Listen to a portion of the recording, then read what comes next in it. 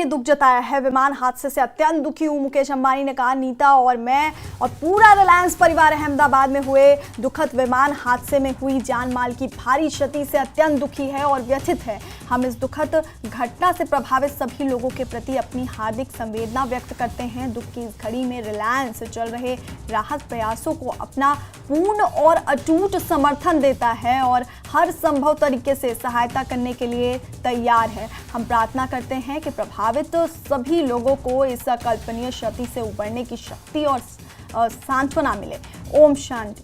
तो ये मुकेश अंबानी ने यहाँ पर दुख जताया है विमान हादसे पर। उन्होंने कहा कि विमान हादसे से अत्यंत दुखी हूँ। नीता, मैं और पूरा रिलायंस परिवार अहमदाबाद में हुए इस दुखद विमान हादसे में हुई जान माल की भारी क्षति से अत्यंत दुखी हैं। हम इस दुखद घटना से प्रभावित सभी लोगों के प्रति अपनी हार्दिक संवेदना व्यक्त करते हैं और दुख की इस घड़ी में रिलायंस चल रहे राहत प्रयासों को अपना पूर्ण और अटूट समर्थन देता है और हर संभव तरीके से सहायता करने के लिए तैयार है। हम प्रार्थना करते हैं कि प्रभावित सभी लोगों को इस अकल्पनीय क्षति से उबरने की शक्ति और सांत्वना मिले। तो मुकेश अंबानी ने विमान हादसे पर ये दुख जताया।